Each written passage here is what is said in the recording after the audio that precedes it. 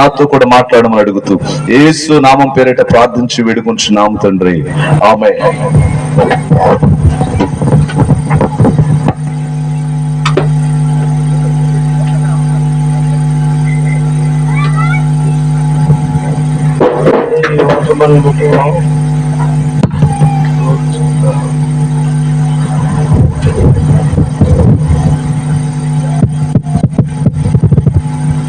Praise the Lord. Hallelujah.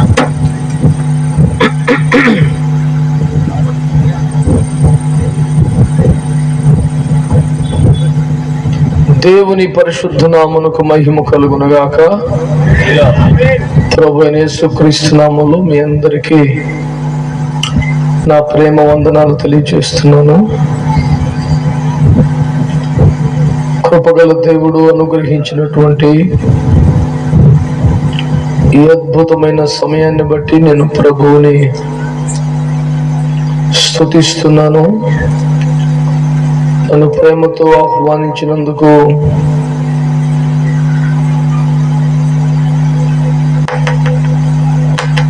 స్థానిక దైవజనులకు నేను కృతజ్ఞత వందనాలు తెలియజేస్తున్నాను.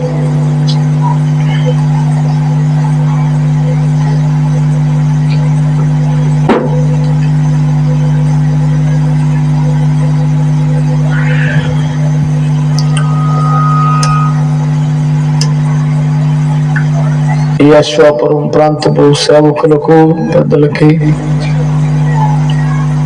ఈ సీతారాంపురం అని చెప్పబడుతున్న ఈ గ్రామంలో యేసు కనికర మందిరం అనే పేరు మీద సేవలు చేస్తున్నటువంటి ప్రియులు కృపాకర్ గారు, సహోదరి కృప, వారితో ఉన్నటువంటి సహదాసులు, సంఘ బిడ్డలు అందరికీ పేరు పేరున నా ప్రేమ వందనాలు తెలియజేస్తున్నాను.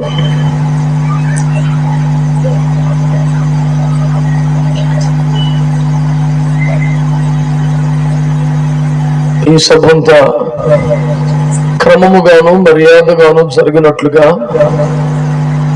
ఎంతో దేవాసక్తితో ఈ కార్యక్రమం జరిగిస్తున్నటువంటి దైవజనులు జేమ్స్ గారికి ప్రత్యేకమైన వందనాలు తెలియజేస్తున్నాను. శుభాకాంక్షలు తెలియజేసిన దైవజనులకు కూడా వందనాలు.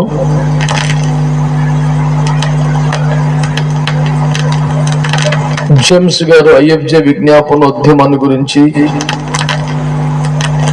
మాట్లాడిన ప్రతి మాటతో నేను ఏకీభవిస్తున్నాను. అదంతా 100% నిజం. రాబోయే రోజుల్లో ప్రభు తప్పకుండా మార్పును తీసుకొస్తారని, దానికి కారణంగా సేవకులు నిలబడతారని నేను ఆశిస్తూ ఉన్నాను. మొదట నాకు తెలియపరచబడిన సమాచారం ప్రకారం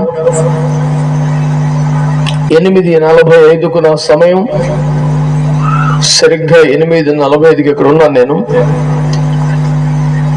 కానీ నిర్వాహకులు మరేం తొందర లేదు, టెన్షన్ పడబాకుండా 1/4 గంట కూర్చోబెట్టి మరీ తెచ్చారు. కాబట్టి ఆలస్యం కాలేదనే భావనే కలిగింది. ఏదేమైనా కొద్దిసేపు దేవుని వాక్యాన్ని ప్రకటించడానికి ప్రభు నాకు ఇచ్చిన భాగ్యాన్ని బట్టి ప్రభువుని స్తుతిస్తూ, మీలో మీరు మాట్లాడుకోకుండా, సెల్ ఫోన్లు మోగనివ్వకుండా శ్రద్ధగా దేవుని వాక్యాన్ని వింటూ, వాక్యానుసారంగా ఏకీభవిస్తూ దేవుని స్తుతించాలని నేను మీకు మనవి చేస్తున్నాను. ఈ పరిచర్యకు నన్ను ఆహ్వానించినందుకు స్థానిక దైవ సేవకులు, యవ్వన దంపతులు ఇద్దరికి కూడా ప్రభు పేరిట నా వందనాలు. God bless you wherever you are. దేవుడు మిమ్మల్ని దీవించును గాక. ఎవరైనా ఒకరు వాక్యాన్ని మైక్ లో చదివే ఏర్పాటు ఉందన్నా? అటెండ్ ఎవరు లేరా?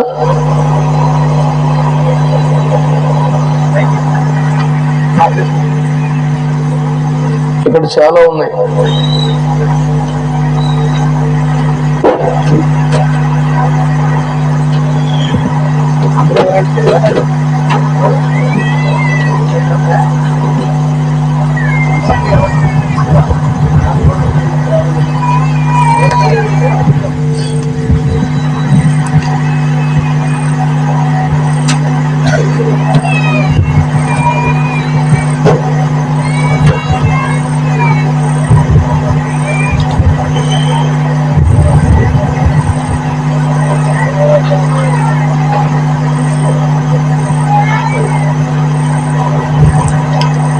సంఖ్యాకాండము 1వ అధ్యాయం.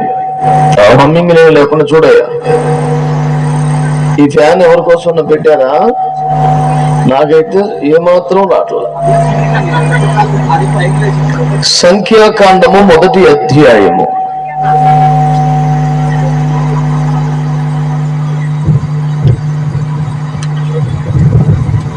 47, 48 వచనాలు. అయితే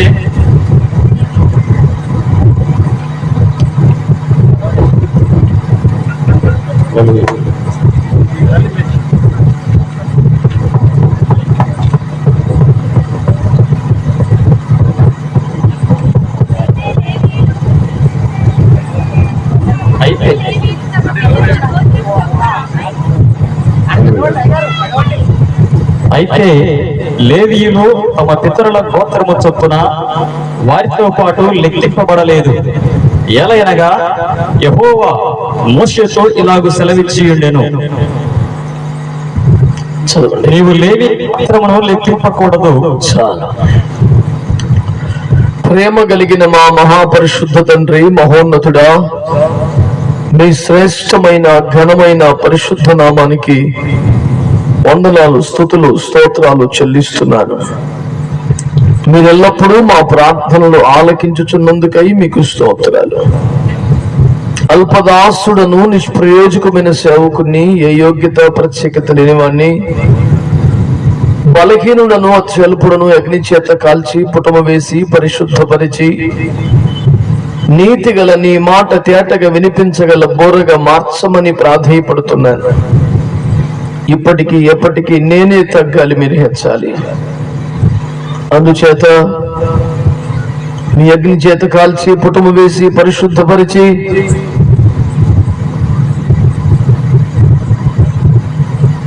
అగ్ని వంటి మీ మాట తేటగా వినిపించగల బోరగా మార్చి వాడుకోమని ప్రాధేయపడుతున్నాను. ఆటంకాల అభ్యంతరాలు, శోధలు, బలహీనతలు యేసునామములో కొట్టివేస్తున్నాను.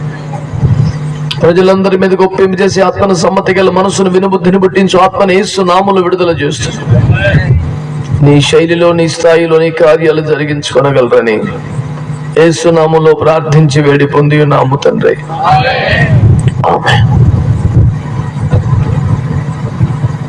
ఇటు ఇటు ఇట్లా అటు ఐగర్లు తిప్పు,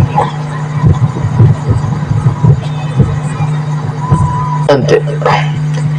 ప్రభువునందు మిక్కిలి ప్రియమైన దేవుని ప్రజలారా, నా వైపు చూస్తూ దేవుని వాక్యాన్ని వింటున్న వారంతో ఒక మంచి స్తోత్రం చెప్పండి గట్టిగా.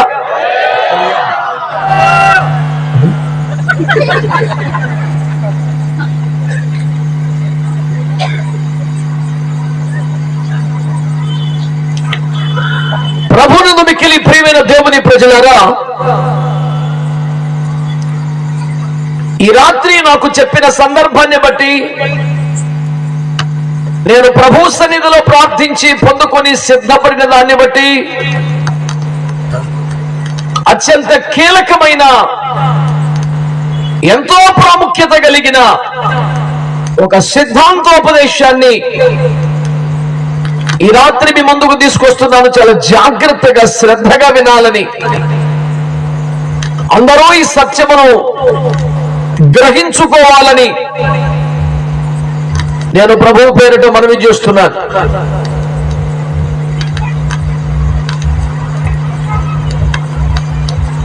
ఇశ్రాయేలు గోత్రములను గోత్రాల వారీగా లెక్కించమని దేవుడు మోషే అహరోనులకు ఆజ్ఞాపించాడు. 20 ఏళ్ల మొదలుకొని పైప్రాయం కలిగిన వాడిని యెహోవా సేనగా బయలుదేరకు లెక్కించమని దేవుడు చెప్పాడు. గోత్రానికి ఎంతమందినో లెక్కలు రాయమని చెప్పాడు. ఈ లెక్కింపు పూర్తయిన తర్వాత ఎవరెవరికి స్వాస్థ్యాలు ఎక్కడివ్వాలో ఎంత ఇవ్వాలో జనాభా ప్రాతిపదికన స్వాస్థ్యములు పంచిపెట్టే ఏర్పాట్లు దేవుడు చేశాడు.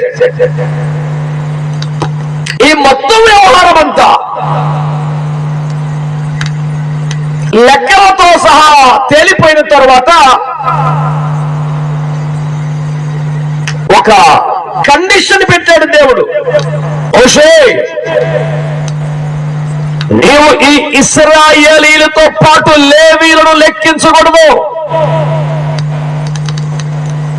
వారి మొత్తముతో పాటు లేవీయుల మొత్తమును చేర్చకూడదు.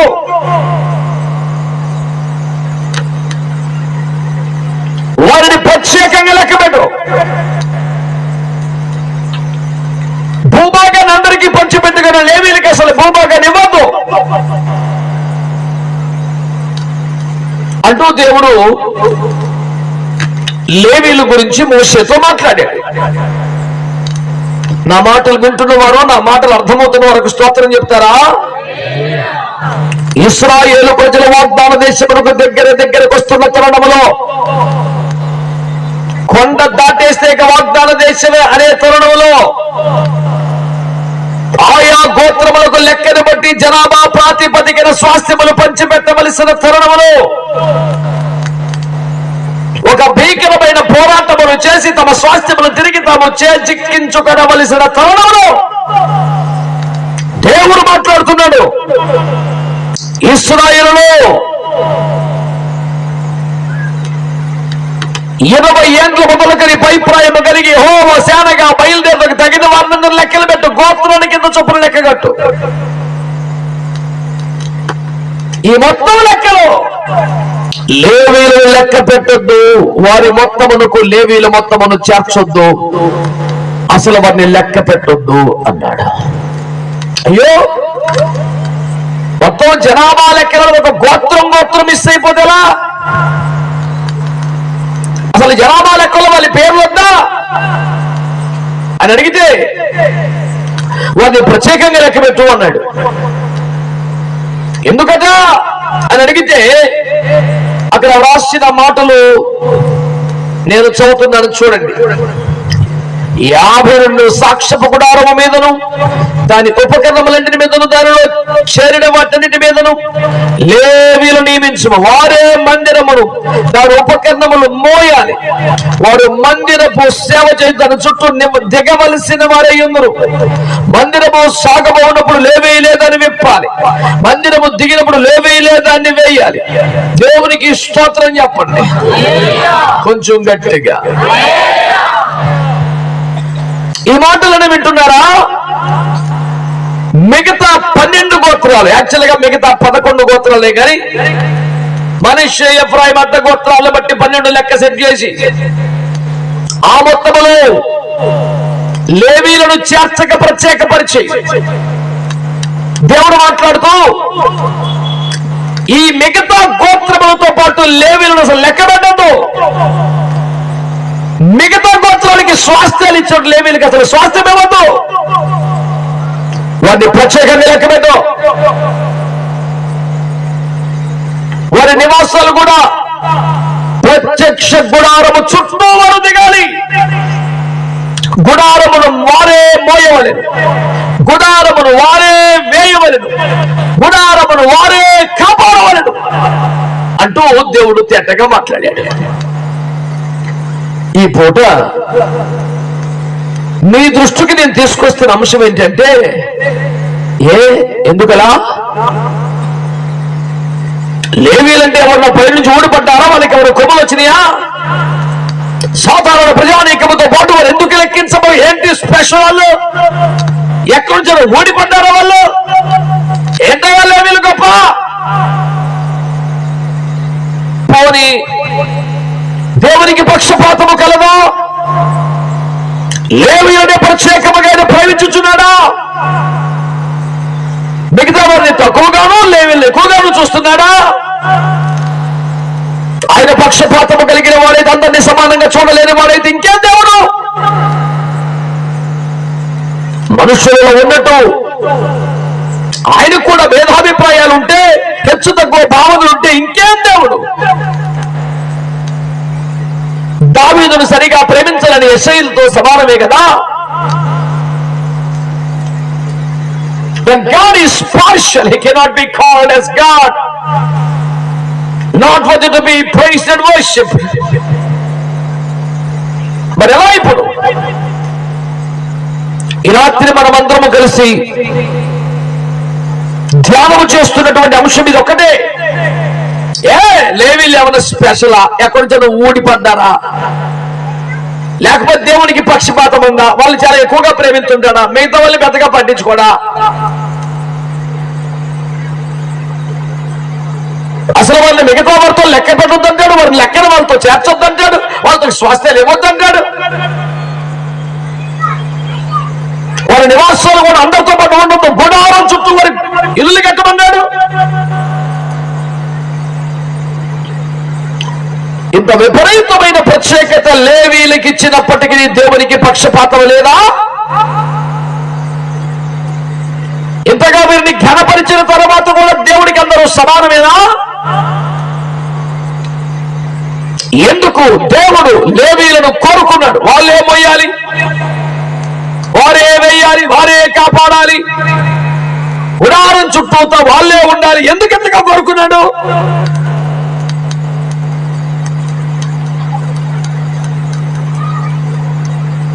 ఈ ప్రాముఖ్యమైనటువంటి చర్చకు నిర్గమకాండం 32వ అధ్యాయం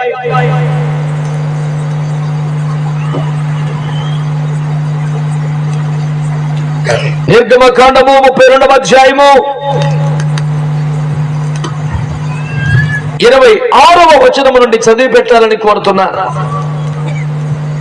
అందుకు మోషే పాలెం యొక్క ద్వారమున నిలిచి, యెహోవా పక్షమునున్న వారందరూ నా యొద్దకు రండి అనగా లేవీయులందరూ అతని యొద్దకు కూడి వచ్చిరి.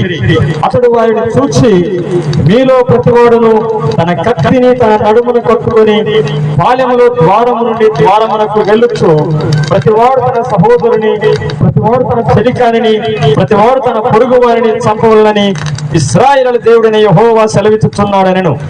ప్రియులారా, దేవుని వాక్యాన్ని వింటున్న వారులారా, చేతులతో ఒక మంచి స్తోత్రం చెప్పండి. ఇంతేనా? అందరూ చెప్పారా? హల్లెలూయా. ప్రభువునందు నాకు అత్యంత ప్రియమైనటువంటి దేవుని ప్రజలారా, శ్రద్ధగా ఈ మాటలు వినండి.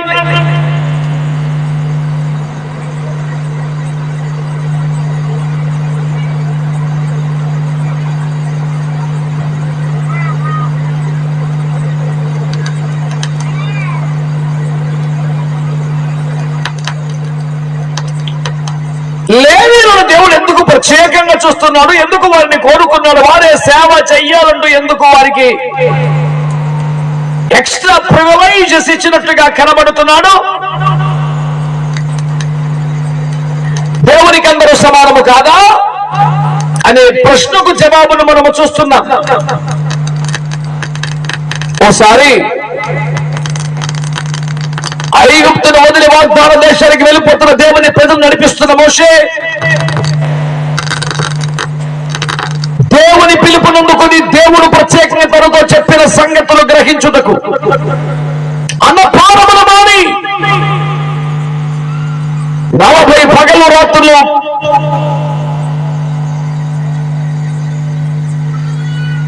బహు ఖచ్చితమైన ఉపవాసములతో సీనాయి కొండ మీద ఉండిపోయారు.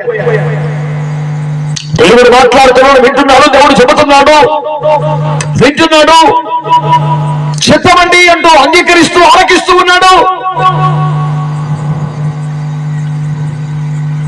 ఈలోపు 40 పగలు రాత్రులు అయిపోయింది. అయితే ఇశ్రాయేలు ప్రజలు మమ్మను ఐగుప్తులను విమోచించిన ఈ మోషే ఏమైపోయాడో మాకు తెలియడం లేదు. మా ముందు నడుచున్నట్లుగా మాకు ఒక దూడను చేయమని అహరోను కోరారు. మీరంతా నా మాటలు వింటున్నారు కదా, దేవునికి స్తోత్రం కలుగును గాక. అందరూ బాగా చూడండి, ఇదంతా పాలెం. అదిగో సీనాయి కొండ. దేవుడు మోషేను కొండ మీదకి రమ్మన్నాడు. అతనితో మాట్లాడటకు స్వయంగా మేఘములో దేవుడు దిగి వచ్చాడు. చూస్తున్న ప్రజానీకానికి పేటగా దేవుడు దిగిరవడం తెలుస్తోంది. ఆ కొండంత అగ్ని చేత భగభగ మండింది, అదంతా ధూమమయమైపోయింది. అప్పుడప్పుడు దేవుడు గంభీరంగా మాట్లాడుతున్న స్వరానికి, ఉరుము వంటి శబ్దానికి పాలెబోయే స్థలం కూడా కొంచెం కంపించిందట. ఉరుము వంటి శబ్దమును వారు విన్నారు. ఒక నీలమయమైనటువంటి కాంతి రేఖను వెలుగును వారు చూశారు. మండుతున్న అగ్నిని వారు చూశారు. పొగరాజుచున్న ధూపమును వారు చూశారు.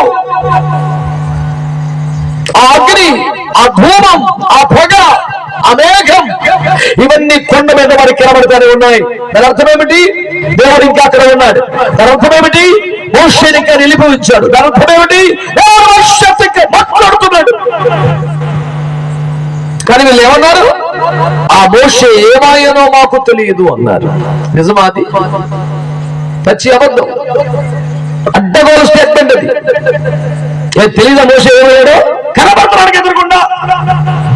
అంటే వీళ్ళకి ఎదురుగుండా లేడు, వీళ్ళతో మాట్లాడలేదు, వీళ్ళని పలకరించలేదు, వీళ్ళతో టైం స్పెండ్ చేయలేదు. అతడు దేవునితో గడుపుతున్నా సరే వీళ్ళకి లెక్కలేదు. వీళ్ళ దగ్గరికి రావాలి, వీళ్ళతో ఉండాలి, వీళ్ళతో మాట్లాడాలి. ఇలాంటి పనికి వల్ల మొండి లక్షణాల జనంలో ఉండి నాశనం అయ్యాడు. ఈనాటికి చాలా మంది క్రైస్తవులంటే ఒక దైవజనుడి అత్యున్నత ఆత్మీయ స్థాయిని గాని, అభిషేకం గాని, నడిపింపు గాని, దేవుడు తనకున్న సన్నిహిత సంబంధం గాని ఏమీ లెక్కలేదు. ఒక్కొక్కరికి నోటుకొచ్చాక మాట్లాడమే.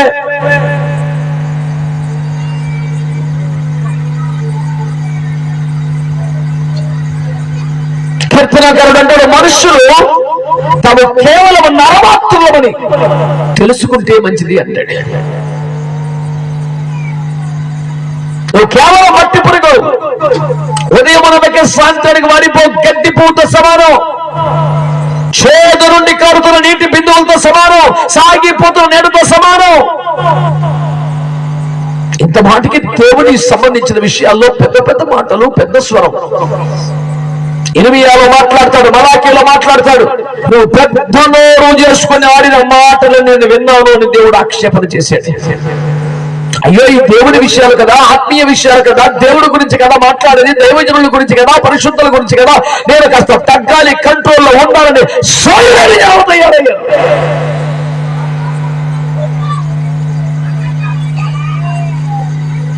సీనాయి కొండ భగభగ మండుతోంది ఒక పక్క, ఆగని ధూమం ఎగసి వస్తోంది అక్కడ. అప్పుడప్పుడు భీకరమైన ఉరుముడి శబ్దం దేవుడు మాట్లాడుతుంది. పర్వతము కంపించుచున్నది పాలెములో. అందరికీ అమ్మో దేవుడు ఉన్నాడు, దేవుడు మాట్లాడుతున్నాడు. జరుగుతున్న శ్రమ తెలుసు, జరుగుతున్న అభిషేకం తెలుసు, జరుగుతున్న కార్యక్రమాలు తెలుసు. దిగి వస్తున్న దేవుని మహిమ కల్లారా కనబడుతుంది. ఆగని ఎగయుతున్న ధూపము కనబడుతుంది. ఇంత తేటగా దేవుని మహిమ, దేవుని సేవ సాక్షిగా ఉన్నప్పటికీ కూడా ఈ మోషే ఏమాయనో మాకు తెలియదు. మనస్సాక్షి వార్తలే పెడితే మనస్సాక్షిని చంపుకొని మొండిగా అడ్డంగా మాట్లాడుతున్నావేమో, నీకు అది మంచిది కాదని సంఘ బిడ్డలకు, దైవ సేవకుడిగా హెచ్చరిక చేస్తున్నాను. ఇదే సంఘమైన, ఇదే ప్రాంతమైన వేసవి బిడ్డవైతే ఈ హెచ్చరిక నీకే. యేసు రక్తముతో కొనబడి, వాక్యములో కడగబడి, ఆత్మచేత ముద్రించబడి యేసు రాకడ కొరకు ఎదురు చూస్తున్న బిడ్డవే నీవైతే ఈ హెచ్చరిక నీకే. ఏం తమాష అయిపోయిందా? కొండ మండుతోంది అక్కడ, నీలమయమైన కాంతి వలయం కనిపిస్తోంది అక్కడ, పొగరాజుతోంది అక్కడ, ఉరుము వంటి శబ్దపు ప్రకంపనలు వినిపిస్తున్నాయి అక్కడ. కానీ అంటున్నాడు, ఈ మోషే ఏమాయనా మాకు మనస్సాక్షిని చంపుకుని బతుకుద్దో, దేవుని భయం లేకుండా మాట్లాడొద్దు. తండ్రి పిచ్చి ప్రేమ అలా మాట్లాడింది కదా లూకా 15లో. ఈ నా కుమారుడు తప్పిపోయి దొరికెను, చచ్చిపోయి బ్రతికెను. నిజమా అండి? తండ్రి పిచ్చి ప్రేమ ఇచ్చినటువంటి ప్రేమా స్టేట్మెంట్ తప్ప. నేను ఒక 15 ఏళ్ల క్రితమే రాసుకున్నాను నా స్టడీ నోట్స్ లో, చచ్చిపోయి బ్రతికెను అన్న చోట మనస్సాక్షి చంపుకొని తిరిగెను. చచ్చిపోయి బ్రతికెను, తప్పించుకొని తిరిగాను అంటే తప్పిపోయి దొరికాడు కాదు, తప్పించుకొని తిరిగాడు. నాన్నగారి ఇల్లు తెలీదా? దారి తెలియక తిరిగాడా? తండ్రి ప్రేమను అనుభవించక గాయపడి వెళ్ళిపోయాడా? పగరెక్కిన వేషాలు కాదు. ఇరాతో సభలో ఉన్నవారు కానీ, ఆయా చోట్ల ఉన్న వింటున్నవారు కానీ, నీ కళ్ళెదుట దిగి వచ్చిన దేవుని మహిమను చూసి, జరుగుతున్న సేవను చూసి, దైవజనుడు మేఘములోకి ఎక్కి దేవుని సముఖంలో మోకరించి ఆత్మానుభవాలు ఎదుగుతూ దేవుని సముఖములు బతుకుతూ అన్నపానముల వారి వైరాగ్యము కలుగు ప్రేక్ష కలిగి నమ్మకమైన సేవ చేస్తూ ఉన్నదాన్ని చూస్తూ కూడా తెలియదన్నట్లుగా, అసలు సంబంధం లేదన్నట్లుగా, ఏమో అన్నట్లుగా పిచ్చి పిచ్చి మాటలు మాట్లాడినా, సొంత ప్రలాపనలు చేసిన శిక్ష నుండి తప్పించుకొనలేవు. జాగ్రత్త అనేది ఈ పూట నేను మీ దగ్గరికి తీసుకొచ్చిన మొదటి హెచ్చరిక. దాన్ని అంగీకరించే మనసున్న వాళ్ళు ఆమేనండి. నల్లెలు చెప్పే అర్థం కాదు, నేను చెప్పింది వాగ్దానం కాదు, హెచ్చరిక. దాన్ని స్వీకరించే దమ్మును కూడా చెప్పండి ఆమె, ఎటకారం కాదు. ఆమె చెత్తం కాదు. God bless you brother, God bless you chill, God bless you. ఇది కాదు ఇప్పుడు చెప్పేది. ఈ సండే స్కూల్ కాదు, ఇంకా శాఖలను చూపితే స్కూల్కి వెళ్ళే రకం కాదు. భవిష్యత్తు మీద బుద్ధి పెరిగి బయటికి వెళ్ళే వయసుకు రావాలి. అర్థమైన అవునను ఆమెను నన్ను పర్లేదు. దేవునికి స్తోత్రం కలుగునగాక. హల్లెలూయా, హల్లెలూయా, హల్లెలూయా. దేవుని సన్నిధి కమ్మగా ఉంది, తీయగా ఉంది, మధురంగా ఉంది. వదిలిపెట్టి ఎవరికైనా రాబుద్దా వద్దా? దేవుడి స్వయంగా దిగి వచ్చి మాట్లాడుతూ ఉంటే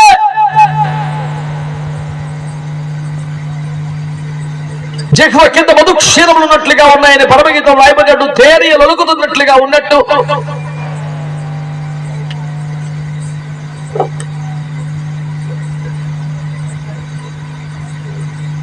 మీరు చదవాల్సిన వస్తే నేను చెప్తాను బిడ్డ. లోకానంగా నటు పరిగెత్తి పరమగీతం ఇటు పరిగెత్తి నువ్వు తిరుగుతూ సరిపోతుంది, నీలో రాకడ వచ్చేది. ఈ నా మాట దయచేసి స్వీకరించండి. ఈ మోషే ఏమయ్యానో మాకు తెలియదు అంటున్నారా? ఎంత మనస్సాక్షిని చంపుకున్న మాటలని తెలియదా? కళ్ళెదురు కనబట్టం లేదా? సరే సరే, మనస్సాక్షి వాత పెడితే అంత దరిద్రంగా ఉంటుందో చూడండి.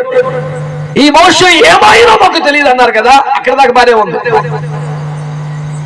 గుడారం కడతామంటే తెచ్చినట్టుగానే చెవులికి ముక్కులు కొన్న బంగారం అంటే తెచ్చి, ఎవరో మాస్టర్ గారు మాకు ఒక దూడం తయారు అని అహరోనుకి ఇచ్చారు. మోషే ఏమయ్యాడో తెలీదు అనేది ఒక అడ్డగోలు మాట.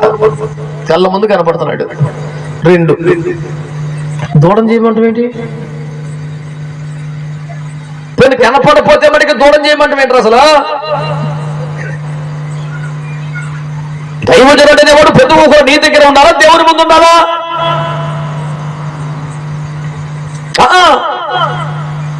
ఈడికి ఆదరేసుకొని పొద్దున్న లేస్తే కొంపలు తిరగాలి. అమ్మా బాగున్నారా, ఎలా ఉన్నారు, అందరు మానకుండా వచ్చేయండి. ఈడు శుక్రవారం తిరిగితే ఆదివారం వస్తారు, లేకపోతే మొత్తం కథం. మళ్ళీ ఉల్టా ఈడే అడుగుతాడు, ఏంటి ఈ వారం కనపడలేదు మీరు? వీడి కనపడాలి వెళ్ళి. ఫీలింగ్ ఏమిటి? నేను ఇచ్చిన కానుకతో బతుకుతున్నాడు. విను విను, సుమారు 30-40 లక్షల జనాభాని 40 ఏళ్ళు ఎడారిలో 3 పూట్ల తేడా రాకుండా పెంచిన దేవుడు ఆయన. కొడితే మంచి గుర్తు, సప్పిడి దెబ్బలు కొట్ట మాకు.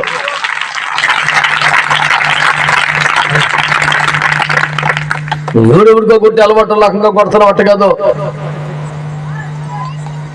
అఖిల బ్రహ్మాండముని చరాచర జగత్తును పుట్టించి పోషించి పాలిస్తున్న మహాదేవుడు. దేవునికి స్తోత్రం కలుగునుగాక. ఒక నోటి ఊపిరి చేత మట్టిని మహిమకు మార్చగలుగుతున్న దేవుడు. నరమాత్రులు క్షణభంగురు మగవాన్ని శాశ్వత జీవానికి, నిత్య జీవానికి పెంచుతున్న దేవుడు. మైశ్వర్యములో మట్టి కుండలో మైషం నింపుతున్నవాడు. దేన శరీరాన్ని మైకిమ శరీరాలుగా మార్చేస్తున్నవాడు. నిమిషంలో రెప్ప పోటున తనకు సమరూపమైన వారిగా మట్టి మనిషిని మార్చగలుగుతున్న అద్భుతమైన దేవుడు ఆయన. ఆ దేవుడు మాట్లాడుతున్నాడు.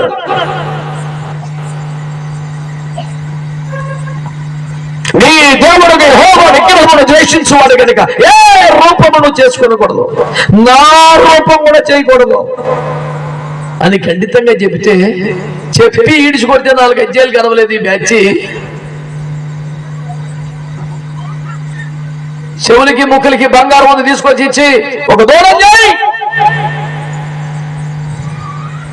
ఎంత పెరితెగింపు, ఎంత గర్వాంధుడైన వ్యవహారం. అంటే మీకు నచ్చకపోతే, మీకు చిరాకు వస్తే, మీకు కోపం వస్తే మీరే దేవుడు సృష్టించేస్తారా? ఏమయ్యారు యాజకుడు, ఈ బంగారం తీసుకుని దొండ తయారు చేయి. ఈ మోషే ఏమైనా మాకు తెలియడం లేదు అన్నారు. వాళ్ళంతా గతిమాల బుద్ధిమాల మతిమాల మాటలు మాట్లాడారు. అయ్యగారికి ఏమైంది? ఈ అయ్యగారికి ఏమైంది? ఈయన కనబడపడు చూడరా, సేన కొన చూడు, ధూమము చేత రగులుచున్నది, మంట వస్తున్నది, అదిగో దేవుడు అనొచ్చుగా. సరే నాన్న, మరి మీరు అందరూ ఎలా కోరితే అలాగే. ఇట్లాంటి పాపిష్టి రకం తయారవబడ్డ దరిద్రం పెరిగింది. జనాలు ఏది కోరుకుంటే చేయడమేనా? మా సంఘస్థులందరూ సార్ నా దగ్గరికి వచ్చారు. యూత్ వాళ్ళందరూ చేయగారు పెద్ద స్టేజ్ వేయాలన్నారు, పెద్ద లైటింగ్, సౌండ్, ఆర్కెస్ట్రా, అసలు బేభత్సంగా పెట్టాలి, సువార్త కూడా ఉన్నారు. సర్లేరా అన్నారు. లాస్ట్ లో చెప్పారు అయ్యగారు కొరియోగ్రఫీ, కాళ్ళు నుంచి పొయ్యిలో పెడతాను అనుకున్నాను చెప్పారు. ఇప్పుడు పెద్ద స్టేజీ, పెద్ద లైటింగ్, పెద్ద సౌండ్, పెద్ద ఆర్కెస్ట్రా వెనకాల అసలు కారణం ఏంటి? ఇక్కడ ఆడపిల్లలు మగపిల్లలు అందరూ స్టేజీ మీద డాన్స్ చేస్తారంట. ఈ బగిలిపోద్దో కొడుకు అని చెప్పారు. ఒప్పుకున్నట్టే ఒప్పుకుని చివరిలో అయ్యగారు ప్లేట్ ఫిరాయించారు అన్నాడు. రే సైతానిక బేట, నేనే ఆడ ఫిరాయించాను రా, నువ్వు అసలు రంగు లాస్ట్ లో బయట పెట్టావు. సువార్త అంటే అయ్యగారు ఒప్పేసుకుంటాడు, బహిరంగ సువార్త అంటే ఇంకా ముచ్చట పడతాడు. భారీగా చేద్దామంటే ఇంక అసలు వెనక ముందు ఆడో. నాతో లక్షలు ఖర్చు పెట్టించేసి నువ్వు లక్షణంగా వచ్చి డాన్స్ ఆడతావంటరా యూజ్లెస్ ఫెలో. మరి పిల్లలందరూ కోరుకోను కాబట్టి ఆడిద్దున్నా డాన్స్.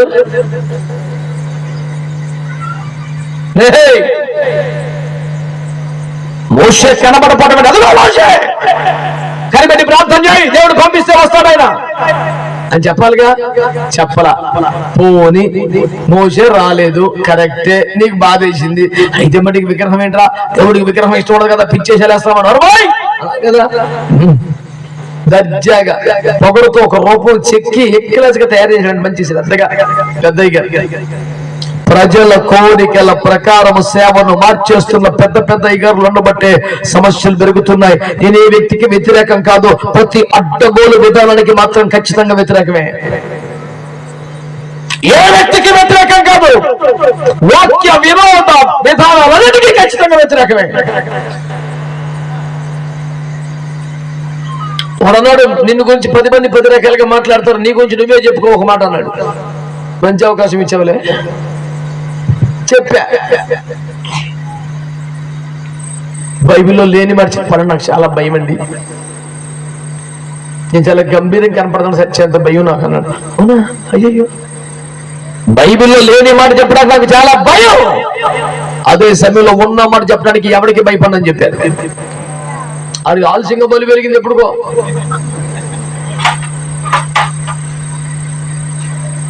ఈరోజు సత్యాన్ని వినండి దేవుని బిడ్డలారా. జనం కోరుకుంటే, జనం ఏది నచ్చితే చేస్తే, జనాభా పెరిగితే, నీకు జనాభా అంటారన్నా 10 రూపాయలు పెరుగుతుందా, సందా పెరుగుతున్నా, ఫాలోయింగ్ పెరుగుతున్నా, సంఖ్య పెరుగుతున్నా, పెద్ద సంఘం తొందరగా అయిపోతున్నా చెయ్యి. జనం కోరిక మేరకు బంగారం పోగించిన వాడు, జనం కోరిక మేరకు గొడవలు తయారు చేయించిన వాడు, జనం కోరిక మేరకు దేవుని కోపము రప్పించుచున్న పెద్ద అయ్యగారులు జాగ్రత్త.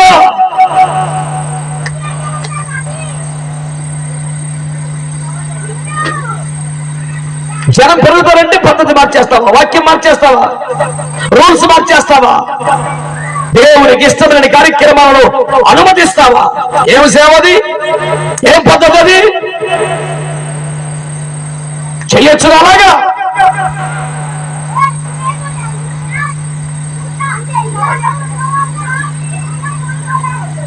మోషే దిగి వచ్చే కోపడు, ఏంటో చేసిన పనిది అని మోషే కోపడితే అంటాడు, ప్రజలు కోరుకున్నారు, నేను చేయమంటా వాళ్ళతో దోమర్లు అని తెలుసు కదా, నా మీద అర్థమేంటి అన్నాడు. మళ్ళీ అయ్యా అందరూ ఒక అయిపోయి గట్టిగా మాట్లాడితే కంగారు పడిపోయి భయపడిపోయింది ఆయన. అలా ఏమన్నా చేస్తారేమన్నా కంగారు చేసేసాను బాబు, తప్పైపోయింది నాయన. లేదా సమర్థించుకునే స్వరమే. తప్పు జరిగిపోయింది, పొరపాటు అయిపోయింది. వాళ్ళందరూ గట్టిగా అనేసరికి కంగారు పడిపోయాను. కాలికెత్తే ఏలికెత్తే కాలికేసేపటి కంగారు పడిపోయి చెప్పేశాను. నేను చెప్పిన ఆన్సర్ తప్పే, నేను మాట్లాడిన మాట తప్పే, నేను చేసిన నిర్వాహకం తప్పే, నేను తయారు చేసిన రూపం తప్పే, ఇదంతా నా తప్పే అనేపాటి యథార్థత ఎక్కడ తగలబడింది? చేసిందే తప్ప, కప్పుకోవడం ఇంకా తప్పు.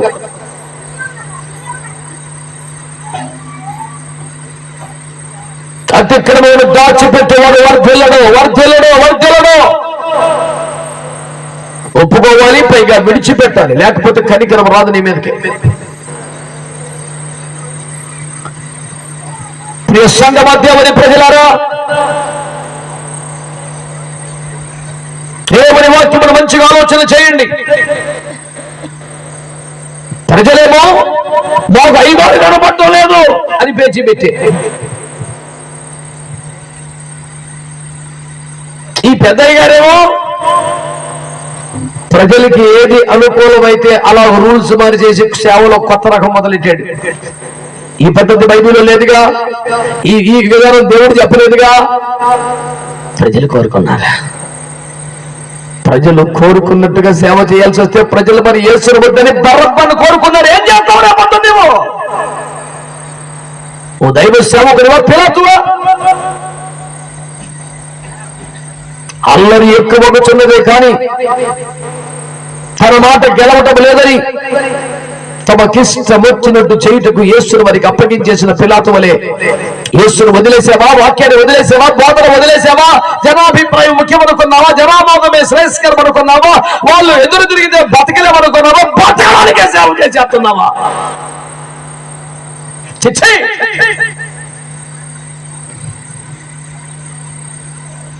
ఈ జరుగుతున్న విష పరిమాణాలు, దారుణమైన పరిస్థితులు క్రైస్తవ సంఘములు, క్రైస్తవ సమాజములు మారిపోతున్న పాటపాటన దేవుని నిర్ణయం కదా, జనాభిప్రాయానికి ఆమోదం తెలిపే దారుణ పరిస్థితులు. హెచ్చరించేవాడు, గద్దించేవాడు, ముందు నడిచేవాడు కనబడకపోతే ఒక్క వారం రోజులు భక్తి అంతా నెలవాలిపోయే దౌర్భాగ్య పరిస్థితులు. విచారపరమైన క్రైస్తవ జీవితం ఇది, బలహీనమైన క్రైస్తవ జీవితం ఇది, భారమైన యాజకత్వం ఇది. ఏమాత్రం పట్టులు లేకుండా బలహీనమైపోతున్నటువంటి యాజకత్వం ఇది. ఇలా జరిగితే దేవుని ఉగ్రత వస్తుంది, దేవుని కోపం వస్తుంది, దేవుని తీర్పు వస్తుంది, దేవుని శిక్ష వస్తుంది. ఎవరైనా భయపడాలి. క్రైస్తవుడైతే, పాస్టర్ అయితే, సేవకుడైతే, విశ్వాస అయితే, సంఘ పెద్ద అయితే దేవుని భయము కలిగి ఈ వ్యవహారాన్ని చేయాలని నేను దేవుని వాక్యమును బట్టి మీకు హెచ్చరిక చేస్తున్నాను. అంగీకరించే మనసు ఉంటే స్తోత్రం చెప్పండి. హల్లెలూయా, హల్లెలూయా. మోషే దిగి వచ్చేప్పటికి పరిస్థితి దారుణంగా, విగ్రహారాధన, డాన్సులు, గొడవ, గోత్రం రకరకాలుగా ఉన్నాయి. మోషే దుఃఖపడ్డాడు, ఆవేశపడ్డాడు, కోపపడ్డాడు, ఉగ్రుడయ్యాడు, ఒక పిలుపునిచ్చాడు. సరే అయిపోయింది. జరగకూడదు జరిగింది, నష్టం జరిగింది, తప్పు జరిగింది, పొరపాటు జరిగింది, దేవుని కోపం వచ్చింది. సరే ఇప్పటికైనా మీలో యెహోవా పక్షముగా ఉన్నవాడెవడో నా పక్కకు వచ్చేయండి అన్నాడు. దేవునికి స్తోత్రం చెప్పండి. ఇంతకన్నా ఛాన్స్ ఏంటి? జరిగిందే పొరపాటు కదా. దైవజనుడు కనబడకపోయేసరికి రెచ్చిపోవటం, పిచ్చి పిచ్చి వేషాలు వేయడం తప్పు కదా. విగ్రహం తయారు చేసేసుకోవడం ఇంకా తప్పు కదా. ఆ మోషే ఏమైనా తెలియదు అనుకోవడం తప్పు కదా. మేము తయారు చేసుకుని విగ్రహం ముందు నడుచుంది అనుకోవడం తప్పు. అన్ని తప్పులే. వచ్చాను దైవజనుడు, ఇలా మీరు చేస్తుండాల్సిన తప్పు జరిగిపోయింది, ఇప్పటికైనా పర్వాలేదు. నీలో దేవుని పక్షంగా ఉన్నవారు ఎవరు ఈ పక్కకి రండి అంటే వినండి, 11 గోత్రాల వాడు ఒక్కడి కదలేదండి, సైలెంట్గా ఉండిపోయారంతే. నీలో యెహోవా పక్షంగా ఉండి వారి పక్కకి రండిరా. ఒక్కడి కదలట్లా. అమ్మ బాబోయ్, నీకేం ఆశ్చర్యంగా లేదా? వీళ్ళెవరు దేవుని పక్షం కాదా? వీళ్ళెవరు దేవుని ఫాలో ఎవరా? వీరెవరికి దేవుడు అక్కర్లేదా? వీళ్ళెవరు దేవుని వెనకాల ఉండే జనం కాదా? నీలో దేవుని పక్షులు ఎవరో రెండు ఒక్కరు రాడే. 11 గోత్రాలు వారు సైలెంట్ గా ఉండిపోతే ఒక్క నిమిషము కూడా ఆలోచించకుండా అటు ఇటు చూడకుండా ఒక లేవి గోత్రికులు మాత్రమే పరిగెత్తుకొచ్చి మోషే పక్కన నిలబడ్డారు. కొడితే మంచి గుడ్డ. ఆమేన్, ఆమేన్. ఇప్పుడు చెప్పండి, లేవీయులను దేవుడు ప్రత్యేకంగా కోరుకున్నాడా? లేవీలే దేవుణ్ణి ప్రత్యేకంగా కోరుకున్నారా? గట్టిగా చెప్పాలి. హల్లెలూయా. దేవుడు అందరినీ సమానంగా ప్రేమించే దేవుడే, అందరికీ సమాన అవకాశాలు ఇచ్చిన దేవుడే. వీళ్ళే నాకు సేవ చేయాలి, వీళ్ళే మందసాన్ని మొయ్యాలి, వీళ్ళే బిడాడాన్ని మొయ్యాలి, వీళ్ళే కాపాడాలి, ఎవరికి లైసెన్స్ లేదు, ఎవరి దగ్గరికి రాబాకండి, అసలు వీరిన వాళ్ళతో లెక్క పెట్టకండి, వాళ్ళందరూ చేరుతారంటరా, అది సపరేట్. ఎంత ఘనత ఎందుకు ఇచ్చాడంటే దేవుడు లేవీయులను ప్రత్యేకంగా ప్రేమించినందుకు కాదు, లేవీయులే ప్రత్యేకంగా దేవుని ప్రేమించారు, దేవుని పక్షంగా వచ్చారు. గట్టిగా దేవునికి స్తోత్రం కలుగునుగా. ఇంత చెడిపోయిన కాలంలో కూడా, దేవుని భయం లేని కాలంలో కూడా నేను చాలా ధైర్యంగా మాట చెప్తున్నాను పిల్లరా. ఎదుర్కొన్న దేవుని అగ్ని కనబడుతున్నా, ధూమం కనబడుతున్నా, మహిమ కనబడుతున్నా, ఉరుమంటి దేవుని శబ్దం వినబడుతున్నా, కొంచెమైనా మనస్సాక్షి లేకుండా, కడుపులో దేవుని భయం లేకుండా, అడ్డగోలుగా వెచ్చలవిడిగా ఇష్టానుసారంగా దరి తగ్గించి బతుకుతున్న క్రైస్తవ పతనావస్థ కళ్ళ ముందు కనబడుతున్న దశలో కూడా ఈ చెడిపోయిన బ్యాచ్లో, నశించిపోయిన బ్యాచ్లో కలిసిపోకుండా మేము దేవుని వైపే ఉంటామని నిలబడే జనం అప్పుడు ఉన్నారు. నేను నమ్ముతున్నాను ఇప్పుడు ఉన్నారు, ఉండాలి, ఉండే ఉంటారు. మీలో ఎవరైనా కోపం చెందిన వారైతే మిమ్మల్ని దేవుడు ప్రత్యేకపరచుకుంటాడు, మిమ్మల్ని దేవుడు అభిషేకించుకుంటాడు, మిమ్మల్ని దేవుడు బలపరుస్తాడు, మిమ్మల్ని దేవుడు వేరుగా అభిషేకముతో నింపుతాడు, మిమ్మల్ని దేవుడు ఒక నూతనమైన అగ్ని జ్వాలగా మారుస్తాడు. ఎవరికి సాధ్యము కాని ఒక పెద్ద ఊపిరి లాంటి ఉద్యమం మీ ద్వారా దేశంలో తీసుకురావడానికి దేవుడు నూతన కార్యములు మీ ద్వారా చేయగలుగుతాడు. విశ్వసిస్తున్న వారి నోటితో దేవుని స్తుతులు చెల్లిస్తూ చప్పట్లు కొట్టండి. స్తుతిస్తూ స్తుతిస్తూ, మౌనంగా కాదు, గట్టిగా స్తుతిగా కలిగేస్తూ చప్పట్లు కొట్టు. గట్టిగా గట్టిగా గట్టిగా దేవుని ఆత్మచేతనింపబడి, ఆత్మచేతనింపబడి బలమైన కృప పొందుచు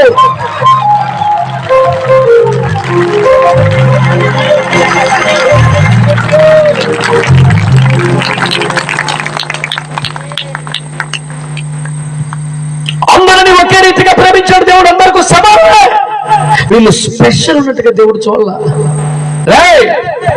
మీలో ఎవరైనా దేవుని పక్షంగా ఉండవాలండి పక్కకి రండి అంటే 11 గోత్రాల వాళ్ళు మేము దేవుని పక్షమే అని రాలేపోయారు.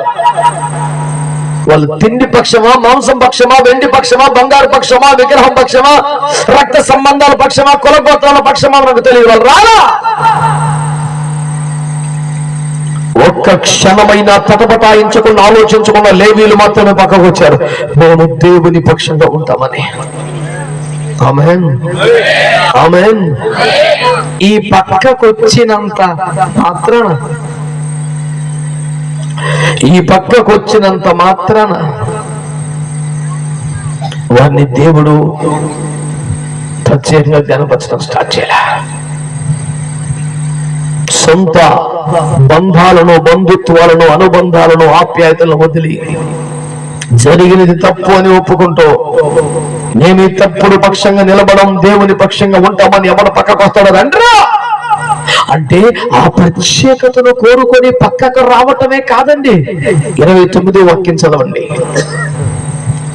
ఏలయనగా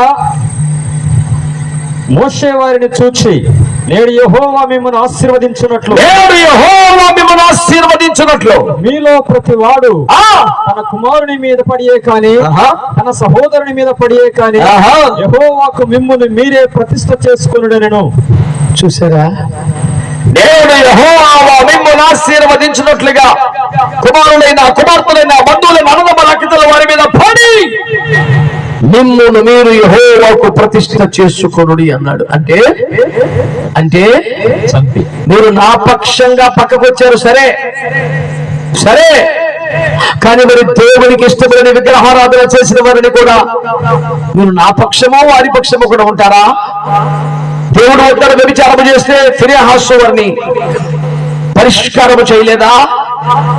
దేవుడు వద్దన్నటువంటి ఇనుప సొత్తులు దాచితే ఆకానుకు శిక్ష విధించలేదా?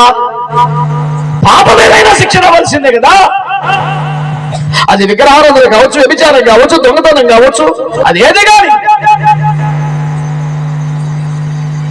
నువ్వు దేవుని పక్షమైతే పాపాన్ని ఖండించాల్సిందే. దేవుని పక్షమైతే పర్యవసానాలు రాకుండా పరిష్కారం చేయాల్సిందే. దేవుతో సహోదరు మీద కానీ సహోదరు మీద కానీ తల్లి మీద తండ్రి మీద పడి మిమ్మల్ని మీరు ప్రతిష్ఠ చేసుకోండి అంటే ఒక్క క్షణం ఆలోచించకుండా వాళ్ళు ఆ విధంగానే తమను తమ ప్రతిష్ఠ చేసుకున్నారు. ఇప్పుడు చెప్పండి, మాకు బంధాల కన్నా, కులాల కన్నా, గోత్రాల కన్నా, రక్త సంబంధాల కన్నా దేవుడే ముఖ్యం అంటూ దేవుని పక్కకు వచ్చి తమ ప్రత్యేకపరుచుకున్నారు. అనుబంధాలను, రక్త సంబంధాలను నరికి వారు తమ దేవుని కొరకు ప్రతిష్ఠించుకున్నారు. చెప్పరే, ఇప్పుడు వారు ప్రత్యేకించుకున్నారా? దేవుడు ప్రత్యేకించాడా? వారు ప్రతిష్ఠించుకున్నారా? దేవుడు ప్రతిష్ఠించాడా? ఈ రోజైనా ఆ రోజైనా నీవు ప్రత్యేకమైన జీవితానికి రాగలిగితే, నువ్వు దేవునికి ప్రతిష్ఠ చేసుకోగలిగితే, నిన్ను దర్శించడానికి, నిన్ను దీవించడానికి, నిన్ను అభిషేకించడానికి, నిన్ను ఆశీర్వదించడానికి, నిన్నే ఒక దీవెనగా మార్చడానికి నా దేవుడు ఈనాటి కూడా సిద్ధముగా ఉన్నాడు. నీవు నిర్ణయం తీసుకోగలగాలి. నీవు సమర్పణలోకి రావాలి. పాపాన్ని సపోర్ట్ చేయకుండా, మోసాన్ని సపోర్ట్ చేయకుండా, అపవిత్రతను సపోర్ట్ చేయకుండా, అవిధేయతను సపోర్ట్ చేయకుండా, కనబడుతున్న దేవుని మహిమను నిర్లక్ష్యం చేసి మాట్లాడే మంది వైఖరిని సపోర్ట్ చేయకుండా, దేవుని శ్రమను గుర్తించగలిగితే, దేవుని ఆత్మకు లోబడగలిగితే, నేను దేవుని పక్షమే అంటూ నిలబడగలిగితే, నిన్ను ప్రత్యేకంగా దీవించడానికి ఈ రోజు కూడా దేవుడు సిద్ధంగా ఉంటాడు. పక్షపాతం లేని దేవునికి స్తోత్రం చెప్పండి. అందరికి సమాన అవకాశం ఇచ్చే దేవునికి స్తోత్రం చెప్పండి. ఇప్పటికైనా దేవుని పక్షముగా నిలబడగలిగిన వారి మీద ప్రత్యేకమైన కృప పంపించగల దేవునికి గట్టిగా స్తోత్రం చెప్పండి.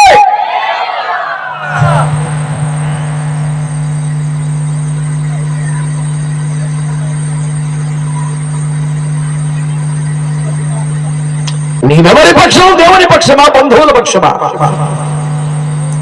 నీవెవరి పక్షం? ఆత్మీయుల పక్షమా? రక్త సంబంధాల పక్షమా? నీవెవరి పక్షం? దేవునితో సమయం గడుపుతున్న దైవజనుని పక్షమా? నీ ముందు కనబడే రూపం పక్షమా? నీవెవరి పక్షం? సీనాయి కొండ శిఖరము మీద నుండి వచ్చుచున్న నడిపింపు పక్షమా? లేకపోతే నీ మనస్సులో తోచినట్లుగా చేసుకుని ఒక దూడ నడిపింపుకు అప్పగించుకుంటున్న రకమా? నీవెవరి పక్షం? వారు తమను తాము దేవునికి ప్రతిష్ఠించుకున్న కారణంగా, వారు తమను తాము దేవుని కొరకు ప్రత్యేకపరుచుకున్న కారణంగా దేవుడు మాట్లాడాడు. సరే నాన్న, సరే, మీరే మందిరాన్ని మోయండి, మీరే మందిరాన్ని వేయండి, మీరే మందిరాన్ని కాపాడండి. మోషే అహరోనులుగా మిగతా 11 గోత్రాలను 2 అర్ధ గోత్రాలు కలుపుకొని ఆ 11 గోత్రాలు లెక్క పెట్టినట్టే వీరిని లెక్క పెట్టుకో. వాళ్ళని ఎలా కలుపుతావు? వాళ్ళు ప్రత్యేకంగా జీవించారుగా, వాళ్ళు రోషం కలిగి బతికారుగా, అనుబంధాలు ఆప్యాయతలు చంపుకున్నారుగా, ఆత్మీయతే ముఖ్యం అనుకున్నారు, దేవుడే ముఖ్యం అనుకున్నారు, నా మాటే కీలకం అనుకున్నారు, నడిపింపే ప్రధానం అందుకున్నారు, దేవుడు తర్వాత ఇంకేమైనా అనుకొని అన్నిటిని వదులుకొని చంపుకొని తెంపుకొని బయటికి రాగలిగారు కనుక ఇంకా వారికి లెక్కిస్తాను. సపరేట్గా లెక్క పెట్టమంటారు.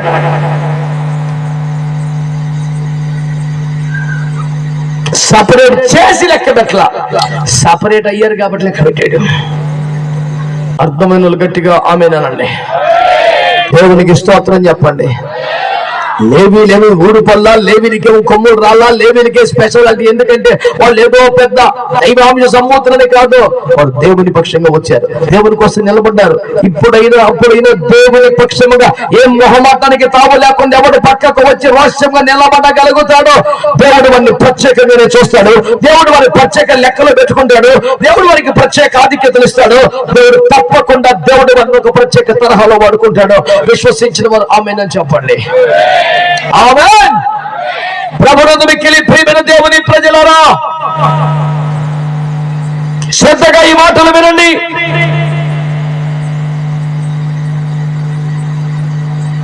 శ్రద్ధగా ఈ మాటలు వినండి.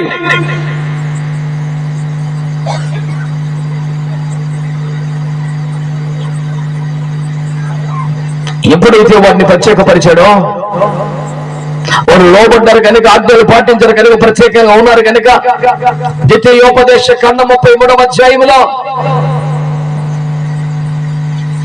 వారిని గురించి మోషే ఏ రీతిగా మాట్లాడుచున్నాడు. ద్వితీయోపదేశ ఖండం 33:8.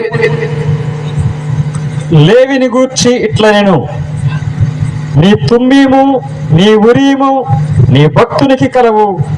మస్సాలో నీవు అతన్ని పరిశోధించితివి, మోరీబా నీళ్ల యొద్ద అతనిని వివాదపడితివి. అతడు నేను వారిని ఎరుగనని తన తండ్రిని గూర్చి తన తల్లిని గూర్చి అనెను. తన సహోదరులను లక్ష్య పెట్టలేదు, తన కుమారులని ఎంచలేదు. వారిని వాక్యమును బట్టి నీ నిబంధనను గైకొనిరి. వారి యాకోబుకు నీ విధులను ఇశ్రాయేలునకు నీ ధర్మశాస్త్రమును నేర్పుదురు. నీ సన్నిధిని ధూపమును నీ బలిపీఠం మీద సర్వాంగ బలిని అర్పించుదురు. యెహోవా అతని బలమును అంగీకరించము. దేవునికి గట్టిగా స్తోత్రం చెప్పండి. హల్లెలూయా. లేవీయుల గురించి మాట్లాడుతూ దేవుడు తాటగా స్పష్టంగా మాట్లాడాడు. వాటిని పరిశోధించావు. వారు తల్లి అని చూడలేదు, తండ్రి అని చూడలేదు, అన్నదమ్ములను చూడలేదు, కుమారులను కూడా చూడలేదు. వారి యెహోవా నిబంధనలను గైకొనిరి, వారి వాక్యములకు లోబడిరి. అందుకే వారి యాకోబునకు నిబంధనలు, ఇశ్రాయేలుకు ధర్మశాస్త్రం నేర్పుతారు. బోధ చేస్తే వాళ్ళే చేయాలి, బలి అర్పిస్తే వాళ్ళే అర్పించాలి, ఇంకెవరికి ఛాన్స్ లేదని చెప్పాడు. చేతులెత్తి స్తోత్రం చెప్పండి, గట్టిగా చెప్పండి. హల్లెలూయా. ఇప్పటికైనా ఎప్పటికైనా ఒకటే ఫార్ములా, ఏ భేదము లేదు, ఏ వ్యత్యాసము లేదు. మీలో కూడా ఎవరైనా ఈ రాత్రి దేవుని వాక్యమును అంగీకరించి అబద్ధముతో నిలబడకుండా, కులం అనకుండా, మతం అనకుండా, రక్త సంబంధం అనకుండా, ఏదో ప్రయోజనం ఆశించకుండా దేవుని వాక్యమును గైకుంటే, నిబంధనలో నిలబడితే, దేవుని కొరకు రోషముగా అనుబంధాలు, ఆప్యాయతలు తగనొక్కుని ఒక సమర్పణను, ప్రతిష్టలు రాగలిగితే, వారే నిబంధనలు ప్రకటించాలని, వారే వాక్యములు బోధించాలని, వారే బల్యర్పణలు చేయాలని, వారే సేవలు చేయాలని ఈ రోజు కూడా నిన్ను ప్రత్యేకించడానికి దేవుడు సిద్ధంగా ఉన్నాడు. Choice is yours. ఎంపిక చేసుకునే అవకాశం అనేదే. ఆ రోషం ఉంటే, కసి ఉంటే, సమర్పణ ఉంటే, దమ్ముంటే, మరో విధంగా చెప్పాలంటే, రా బయటికి రా. జనాన్ని వదలగలవా? ధనాన్ని వదలగలవా? ఆహా ఓహనే భజన బృందం వదలగలవా? మనుషుల పద్ధతులను వదలగలవా? దేవుని చిత్తములోకి రాగలవా? అందుకొరకు ఎవరినైనా వదిలిపెట్టుకోగలిగినంత వైరాగ్యం నీకుందా? అయితే రా. నిన్ను వాడుకోటకు దేవుడు సిద్ధంగా ఉన్నాడు. ఈ పూట నువ్వు ఎవరైనా సరే, వాడబడ్డ వాళ్ళందరూ బలార్జులేమి కాదు. బైబిల్లో ఒక మాట చెప్పేదా, బైబిల్ దేవుని ప్రత్యేకతే అత్యంత బలహీనమైన వాటిని వాడుకొని బలమైన కార్యాలు చేయటం. కొంత మంచి కూడా అత్యంత బలహీనమైన వాటిని వాడుకొని బలమైన కార్యాలు చేయటం ఆయన శైలి. ఒక కర్రను వాడుకొని సముద్రాలు చీల్చాడు, ఒక రాయిని వాడుకొని గొల్తియాతును చంపాడు, ఒక గాడిన ఎముకను పట్టుకొని 1000 మంది సర్దారులను చంపాడు. ఎప్పుడైనా ఎక్కడైనా బలహీనమైన వాటి ద్వారా బలమైన కార్యములు చేయుటకు తన విశేషమైన వాడుక కలిగిన సాహస కార్యములు చేయగల దేవుని నీతి గల హస్తం ఇప్పటికీ సిద్ధంగానే ఉంది. ఆలోచన ఇదే, ఆలోచించుకోవాల్సింది నువ్వే. జనమా, ధనమా, దేవుడా, మానవ స్వచిత్తమా, ఆత్మానుబంధమా, రక్త సంబంధమా? మామూలు స్వాస్థ్యములు చాలా యెహోవాయే స్వాస్థ్యంగా కావాలా? నువ్వు తెలుసుకోవాలి. అవకాశం నీకు వదిలేశాడు ఈ రాత్రి. ఆయనకు ప్రత్యేకమైన ముద్దు బిడ్డలు ఎవరు లేరు, ఎవరికి ఎక్స్ట్రా ప్రేమ చూపించలేదు, అందరికి సమానమైన అవకాశాలు ఇచ్చిన దేవుడు ఈ రాత్రి కూడా తమ్ముడు చెల్లెమ్మ అన్నయ్య నీకు అవకాశం ఉంది. నువ్వు రోషము పూరిత నడుము కట్టుకుంటే మనస్సాక్షిని చంపుకోకుండా తెగువ కలిగి ఒక రోషపు నిర్ణయానికి రాగలిగితే యెహోవా పక్షానికి వస్తావా? అనుబంధాలు ఆప్యాయతల బంధాలు తెంచుకునే దమ్ము నీకుందా?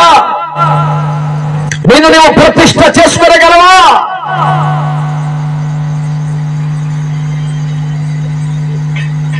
నిన్ను వాడుకోవటానికి దేవుడు సిద్ధంగా ఉన్నాడు. Simple logic. నువ్వు ప్రత్యేకంగా జీవిస్తే నేను ప్రత్యేకంగానే చూస్తాడు. నువ్వు కలిసిపోతే అంతే. జనాభా లెక్కలు అందరితో పాటు మన్నా తింటాం, నీళ్ళు తాగి బతకడం. నీకు అంతకని పెద్ద విశేషం ఏముంది? 30 లక్షల మందిలో ఎవడికైనా వస్తుంది మన్నా, ఎవడికైనా వస్తాయి నీళ్లు. కన్నా మన్నా తెచ్చినోడు ఒకడు ప్రత్యేకంగా ఉన్నాడు, ఆ నీళ్లు రప్పించోడు మాత్రం ప్రత్యేకంగా ఉన్నాడు. నువ్వు మందలో కలిసిపోతావు, ప్రత్యేకంగా ఉంటావు, నీ చేతిలో ఉంది.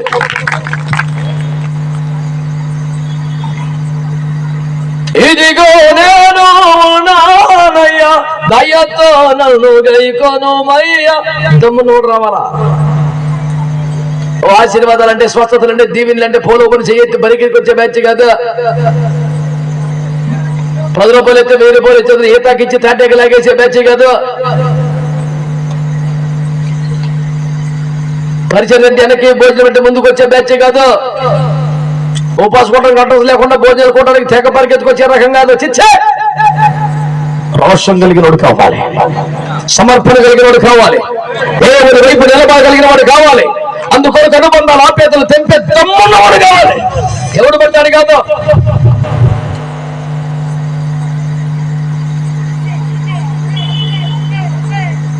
ఆ ప్రత్యేకతలో ప్రతిష్టలో వాళ్ళు బతికారు గనక దేవుడు ఏం చేశాడు? మీరే న్యాయ విధులు బోధించండి, మీరే బలి అర్పణ చెయ్యండి, మీరే గుడారాన్ని మొయ్యండి, మీరే గుడారాన్ని వెయ్యండి, మీరే గుడారాన్ని కాప. అన్ని వాళ్ళే వాళ్ళే వాళ్ళే. చానుసులన్నీ వాళ్ళకి ఇచ్చి హెడేటండి. వాళ్ళే ప్రార్థన చేయాలా? వాళ్ళే ఆస్వాదించాలా? వాళ్ళే బల్లారాధన ఇవ్వాలా? వాళ్ళే ఆశీర్వాదం చెప్పాలా? వాళ్ళే బాప్తిస్మాలు ఇవ్వాలా? వాళ్ళే పిల్లలు చేయాలంటే వాళ్ళేనా? ఇక నువ్వు సన్నాయి నొక్కుతాలు నొక్కుతాకి ఇంకేముంది ఇక్కడ? వాళ్ళు బయటకు వచ్చారు, సపరేట్ అయ్యారు, దేవుడి గారికి ఇచ్చేసాడు, చాలు. స్తోత్రం చెప్పు. ఇది 4000 ఇచ్చి సర్టిఫికెట్ కొనుక్కునేవాడు ఎవ్వరం కాదు. 10,000 ఇచ్చి పుస్తకం తెచ్చుకున్నాడు బాబుది కాదు. ఇది తెచ్చే ఆడి గురించి మాట్లాడలేదు. నేను దేవుని కొరకు రోషముగా ప్రత్యేకముగా జీవిస్తున్న వాడి మీదకి వచ్చిన కృపణ గురించి మాట్లాడుతున్నాను. కొనుక్కునే బ్యాచ్ అంటకే చేస్తారు. ఆ బ్యాచ్ ఎప్పుడు ఉంటుంది? రాకళ్ళు సంఘం ఎత్తబడిపోయి కూడా 5 గ్రాములు వెళ్ళి నూనె కొనుక్కొచ్చుకున్నారంట. కొనుక్కునే బ్యాచ్ కరివే ఉంది, అమ్ముకునే వాడికి దిగిలే ఉంది. ఆయన వచ్చేసాడు, వీళ్ళు వెళ్ళిపోయారు. వెళ్ళిపోయిగా తొలిపేచకు కూడా ఇంకేటి అమ్ముతున్నాడు. వ్యాపారం మండిపోను. ఈ పనికి వెళ్ళి వ్యాపారానికి దుర్మార్గులు చేసి వీళ్ళు వెళ్ళిపోతారు కొనుక్కొచ్చుకుంటా.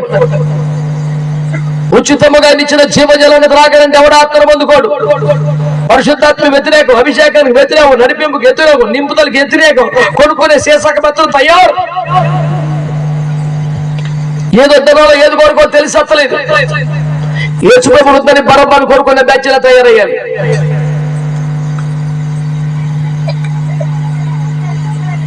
లేకపోతే వీళ్ళు వెళ్ళి చక్కగా ఆయిల్ కొనుక్కొచ్చుకున్నారంట. ఆయిల్ కొనుక్కొని వచ్చారు. అయ్యా మాకు తలుపు తీవా? మేము ఆయిల్ తెచ్చుకున్నాం, కొనుక్కున్నాం, సందాలు కూడా ఇవ్వకుండా దాచిన డబ్బులతో ఆయిల్ తెచ్చామయ్యా, తలుపు తీవా అంటే అసలు మీరు ఎవరో నాకు ఏంది ఆయిల్ తెచ్చా కూడా తెలీదా? అసలు ఆయన ఎవరు ఇచ్చారంటే అమ్మేవాడు. ఆయన ఎక్కడున్నాడు? బయటే ఉన్నాడు. ఎత్తబడ్డ వాళ్ళు ఏమో లోపలికి వెళ్ళిపోయారు అంటే అమ్మేవాడు ఎత్తబడలేదుగా. మీరు పట్టుకున్నారు పాయింట్. ఈ అమ్మినోడు కొన్నవాడు ఇద్దరు కూడా రాకలేదు, మళ్ళీ బ్యాచ్ బయటే ఉంది. దేపాల మండి పను మారు మనసు పొందండి. యేసుప్రభు పేరు మీద నువ్వు నమ్ముకుంటున్నావా? యేసుప్రభు పేరు మీద ఇంకా సాపు అమ్ముతాడు ఒకడు, యేసుప్రభు పేరు మీద ఖర్చు అమ్ముతాడు. అమ్ముకోవటం ఏంటరే నేనంటే నా బాధ బల కొన్నాడు. అలా ఎంతమందికి అన్న ఊరికి నిమ్మంటావు అన్న, మరి అమ్మపోతే ఏం చేయమంటావు అన్నాడు. నేను అన్నాను అసలు ఎవడేమన్నాడు నిన్ను? ఎంతమందికి అన్న ఊరికి నేమంటావంటే మరి ఎవడేమన్నాడు నిన్ను? సర్వలోకానికి వెళ్ళి సర్వ సృష్టికి నువ్వు నమ్మండి అని చెప్పాడా? మరో నీకు చెప్పింది ఏం చెప్పారు? స్వార్థ పెట్టించమన్నాడు. మరి ఎంతమందికి అన్ని పంచిపెట్టమని నిన్ను ఎవడు పంచమన్నాడు అసలు?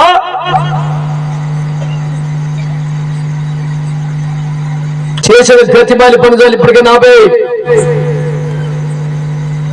పాపిష్టి వ్యాపారాలు మానే కాళ్ళు అట్టుకొని ఏడుతూ మానేసి కొనుక్కుంటకెళ్తున్నావా? ఈ నూనె పొందుకోవాలి. ఇది పరము నుండి పోయబడుతున్న పరిమళ తైలం. ఇది మార్కెట్ లో కొనుక్కునే సరుకు కాదు. దేవుని పరిశుద్ధాత్మను అంగడి సరిగ్గా మార్చే పాపించే ప్రయత్నం చేయకో, అది నీకేమాత్రం మంచిది కాదు. నీ హృదయం ఘోర దుష్టత్వముతో పాపముతో నిండిపోయి ఉన్నట్టు కనబడుచున్నది. దేవుని వరము డబ్బుతో కొన్నాళ్ళు చూస్తున్నావు. నీ వెంటనే శిక్షను కాకరి నిప్పులు కట్టారు పేతురు గారు. పనికి మళ్ళీ వ్యాపారం అని మారు మనసు బదులు బట్టికి స్తోత్రం చెప్పండి. హల్లెలూయా. అది పరిగెత్తి బాగా కొనుక్కోవడానికి దైవజనుడి దగ్గరికి, అయ్యా నా వద్ద నూనె కుండ ఉన్నది కానీ చుక్క నూనె లేదు బాబు. యారు దేవుడు దైవజనుడి ప్రార్థన ఆలకించి ఒక నూనె దార ఆకాశంలో పంపుతాడు. ఎన్ని కుండలైనా నింపగలిగినంతగా ప్రవాహం దేవుడు పంపిస్తాడు.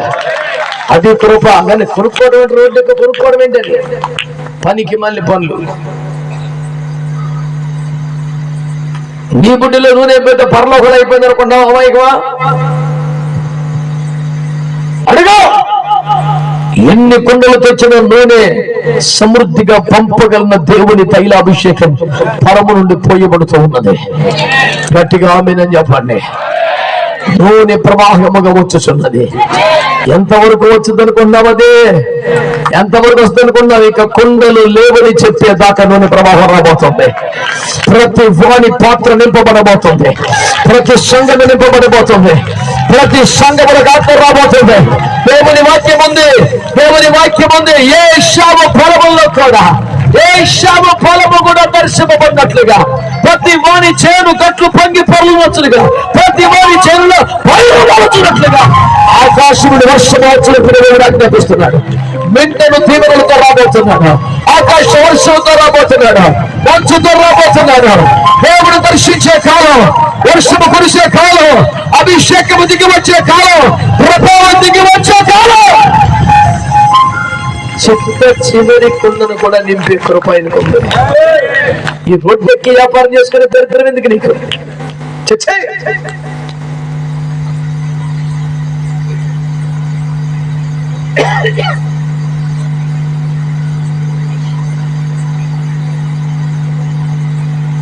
ఒక భక్తుడు పాడిన మాట గుర్తుందా? జిగటమనైనా నా వంక చల్లగా చూడుమయ్యా.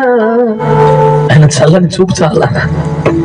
బట్టి జిగటమన్ను నూనె కొండగా మారిపోతుందేమో. నీకు స్తోత్రం చెప్పండి గట్టిగా. హల్లెలూయా, హల్లెలూయా, హల్లెలూయా చెప్పండి అందరూ. హల్లెలూయా, హల్లెలూయా. సరిపోయినమంటేనయ్యా, సరి అయిన పాత్రం చేయుమయ్యా. సర్వేశ్వరానే రిక్తుండను, సర్వాధారుని సేవింతును. సర్వచిత్తంబు నీదేనయ్యా, స్వరూపమేచు కుమారివే. పాత పాటలు అందరూ మర్చిపోయారు. లేనిపోని శబ్ద కాలుష్యం, గోల, డీజే డమ్ములు పెట్టి కొట్టుకుని పాపిష్టి బట్టలు దొరబడ్డారు కైతవులు. భక్తి గీతాలు కావాలా నాయన? రే గోల గీతాలు మానే. అల్లరి చేయబాకు దేవుడి పేరు మీద. క్రమంగా బుద్ధిగా కుదిరిగా అడవాలి. అంగీకరించిన వాళ్ళు ఆమె నానండి. అంగీకరించకపోతే నీతో నాకు వచ్చిన రాసలేదు. దేవుని పక్షంగా ఒత్తిడి లేవేళ్ళు పోతే పో, జనంలోకి వెళ్తావు, నాకెందుకు? వందలో ఒకటిగా ఉంటావా? ప్రత్యేకించబడ్డ వాళ్ళు ఒకటి నువ్వు తెలుసుకో. నీ చేతిలో ఉంది పని పూట.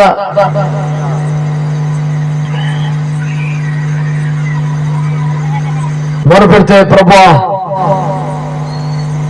ఈ ఓటి కుండను కనికరించి బాగు చేసి మహిమైశ్వరుని నింపు నాయన.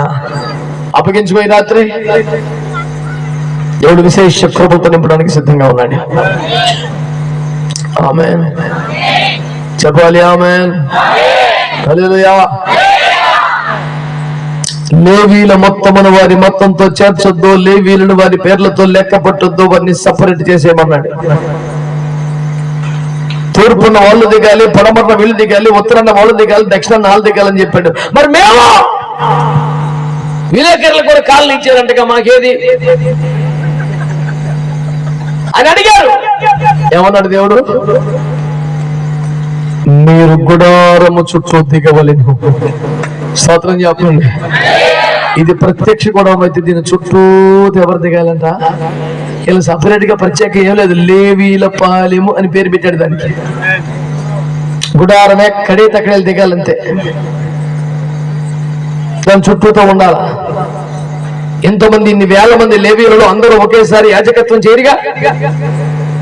ఎవరైనా ఒకలో ఇద్దరు చేస్తుంటారు. ప్రధాన యాజకుడు ఒకడు, యాజకులుగా కొందరు, పరిచారకులు కొందరు, మిగతా వాళ్ళందరూ చుట్టూ ఉంటారు, అంతే చూస్తూ ఉంటారు. స్తోత్రం చెప్పండి. బలిపీఠం ఎలా కడుతున్నారు? స్తోత్రం చెప్పు. కట్టెలు ఎలాగ పొరుస్తున్నారు, ఎలాగ బలి అర్పణ చేస్తున్నారు, రక్తం ఏ పాత్రలో పడుతున్నారు, కాలిపోయిన బూడిదని ఎక్కడ పారబోతున్నారు, నిప్పులు దెందులో పట్టుకెళ్తున్నారు, ఈ నిప్పులు పట్టుకెళ్ళి ఎక్కడ వేస్తున్నారు, పొడి ఎలా తయారు చేస్తున్నారు, రాత్రి నూనె ఎలా చేస్తున్నారు, చుట్టూ ఉండి చూడాలి. చూస్తా చూస్తా చూస్తా పెరగాలి. నాకు అందుకని ఎవరైనా పిల్లల్ని తీసుకెళ్లి పాస్టర్ గారి పిల్లలు రెసిడెన్షియల్ స్కూల్లో వేసాడు, నాకు బాధ వచ్చేది. ఎందుకయ్యా ఇంటికాడ పెట్టుకోపోయావా అంట. ఇక్కడ మంచి స్కూల్స్ లేవన్నా, పిల్లలు చదువు రావట్లేదన్నా. నిన్ను కాదనలేదు, చదువు రాపోయినా పర్లేదన్నా, నోటితో అనలేను, కానీ మనసు కొట్టుకులాడది. వద్దులే ఇంటికాడ పెట్టుకోపోయావా?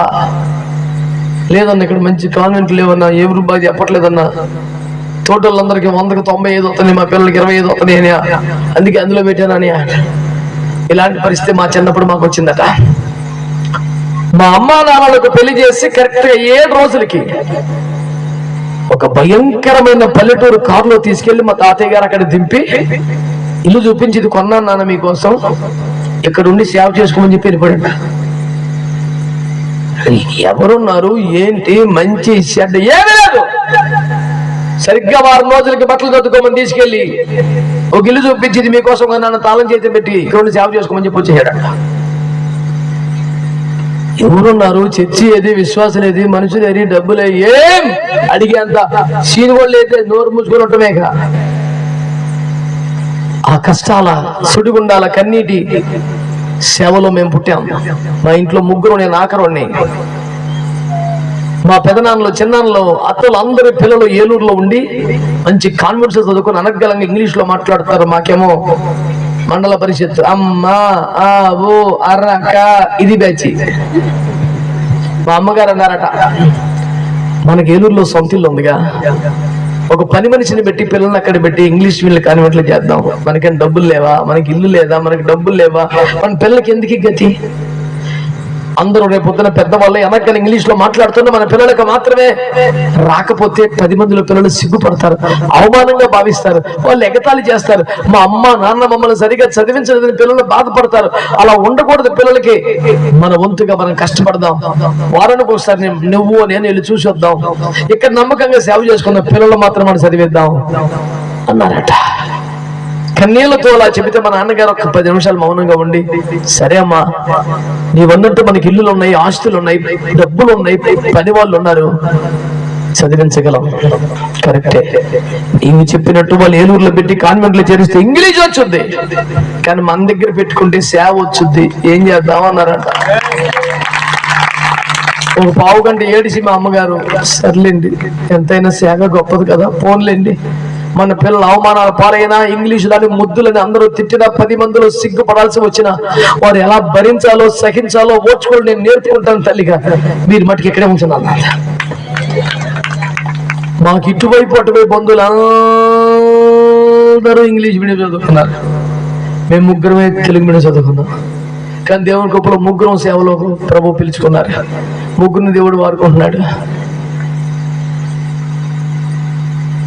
దేవునికి మహిమ కలుగునట్లు నేనైతే నా 18 ఏళ్ళకే ప్రభు పిలుపునందుకు సేవకు వచ్చి గత 31 సంవత్సరాలుగా దేవుని పని చేస్తూ కనీసం ఒక 17,000 బాప్తిస్మాలు ఇచ్చుంటాను, కనీసం ఒక 2-3 వేల మంది పాస్టర్ని ఆర్డినేషన్ చేస్తుంటాను, కనీసం 20 దేశాల్లో వాక్యం ప్రకటించుంటాను. మా అన్నయ్య కనీసం 19 రాష్ట్రాల్లో మిషనరీ మూవ్మెంట్ చేస్తూ వందలాది బాప్తిస్మాలు ఇస్తూ సేవ చేస్తున్నాడు. దేవుని బిడ్డలారా, ఈ కాన్వెంట్ వాళ్ళందరూ ఇంకా అక్కడక్కడే ఉన్నారు. దేవుని స్తోత్రం. అందులో కొంతమంది ఇంకా దేవుని కృపలో మాకంటే ఘనముగా గొప్పగా వాడబడుతున్నారు కూడా, కాదనటం లేదు. చాలా మంది ఇంకా ఉన్నారు. నేను చెబుతున్నాను, చదువా, కేవలం చదువా, దేవుడు కూడానా? మొదటి దేవుడు, తర్వాత చదువా, ముందు చదువు, తర్వాత దేవుడా?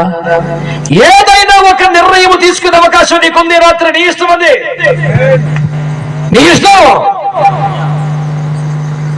నీ పిల్లలు గొడవ చుట్టూ తిరగాలి, జరుగుతున్న సేవలు కల్లారా చూడాలి, బలియాల పని చేస్తుంటే, రక్తము పడుతూ ఉంటే, నిప్పులు కురుస్తూ ఉంటే, వాటిని మోసుకెళ్తూ ఉంటే, యాజకుడు సాయంకాలం మొదలుకొని ఉదయం వరకు నూనె తీస్తూ ఉంటే, ఉదయం మొదలుకొని సాయంత్రం వరకు రొట్టెలు సవరిస్తూ ఉంటే చూస్తూ పెరగాలి.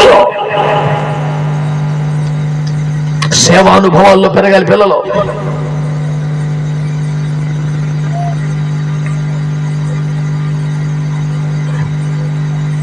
ఎక్కడో కూర్చొని కాదు, గుడారం చుట్టూ దిగాలి, ఈ అనుభవాల్లో పెరగాలి. ఈ పూట దేవుని సేవకునిగా నీకు మనవి చేస్తున్నాను, శ్రద్ధగా ఆలకించు, శ్రద్ధగా ఆలకించు. నువ్వు దేవుని కొరకు లోకమును వదులుకోగలిగితే నీకు పరలోకాన్ని ఇవ్వడానికి దేవుడు సిద్ధంగా ఉన్నాడు. దేవుని కొరకు సుఖాన్ని వదలగలిగితే నీకు మహిమను ఇవ్వడానికి దేవుడు సిద్ధంగా ఉన్నాడు. దేవుని కొరకు మనుషులను వదులుకోగలిగితే పరలోకము, దేవదూతల సైన్య సమూహము నీకు తోడుగా పెట్టే దేవుడు సిద్ధంగా ఉన్నాడు. నీ ఎంపికే, నీ నిర్ణయమే కీలకం. లేవీయులను ప్రత్యేకపరచమన్నాడు, లేవీయులను ప్రత్యేకంగా చూడమన్నాడు, వారికి విధులు పెట్టమన్నాడు. అబ్బా, అన్ని ఘనతలు వాళ్ళకే ఇచ్చేసాడని కుళ్ళుకు అక్కర్లా. సంఖ్యాకాండం 18వ అధ్యాయం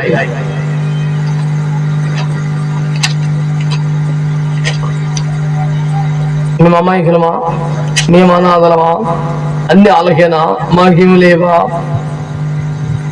చూడండి,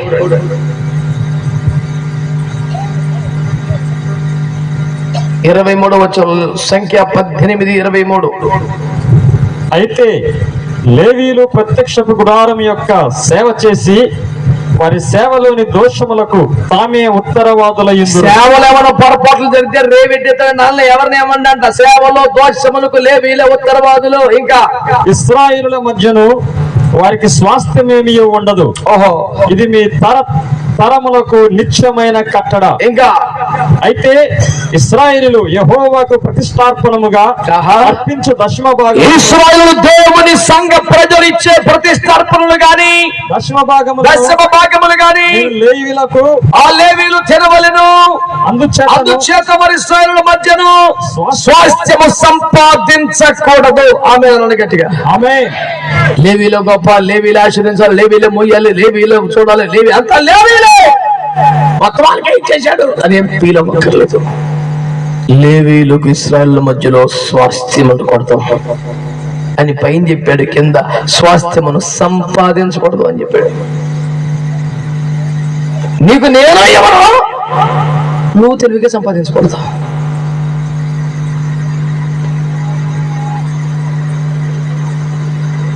అందరూ సంపాదించుకున్నట్టుగా, అందరూ ఆస్తులు కూడబెట్టినట్టుగా, అందరూ నిలబేసుకున్నట్టుగా సేవకుడు చేయకూడదంట. ఏం చేయాలి?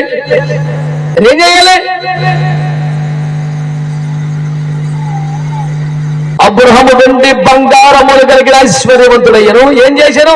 బ్యాంక్ బ్యాలెన్స్ పెంచాను కాదా? 318 మందిని యెహోవా సైనికులుగా పెంచి పోషించి తయారు చేశాడు. స్తోత్రం చెప్పండి గట్టిగా. సేవకుడికి ఆదాయం పెరగాలి, అలాగే న్యాయశీనం అయిపోవాలని కోరుకోట్లా.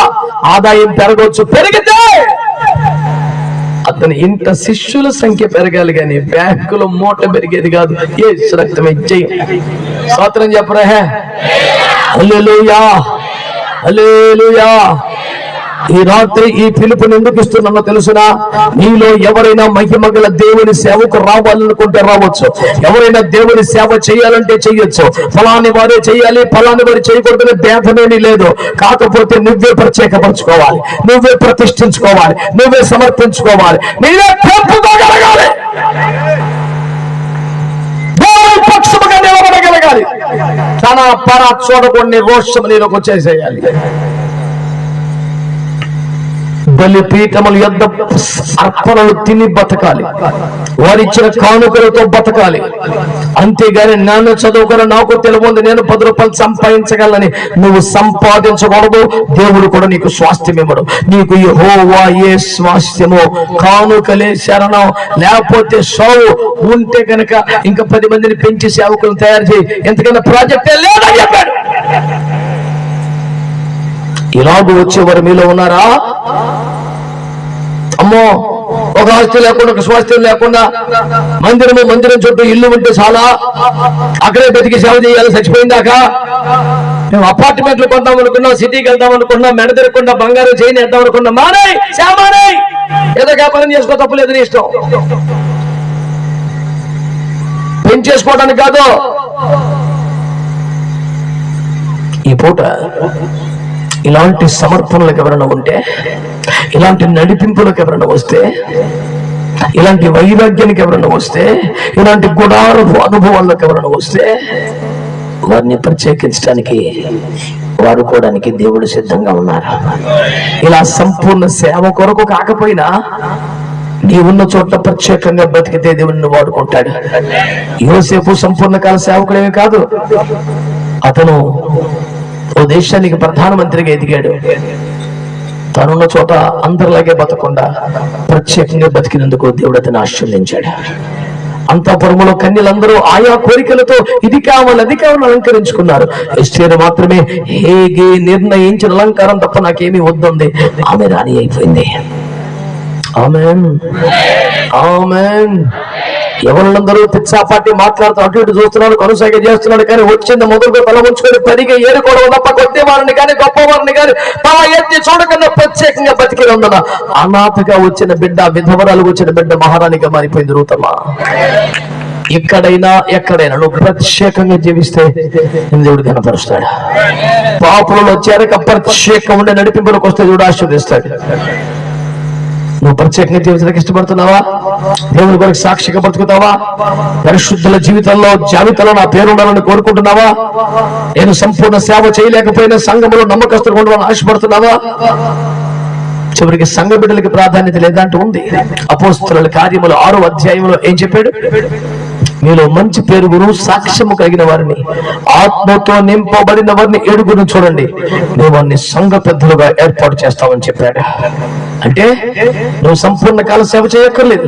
నీ ఉద్యోగం చేసుకో, నీ వ్యాపారం చేసుకో, నీ వ్యవసాయం చేసుకో, నీ పనులు నువ్వు చేసుకో.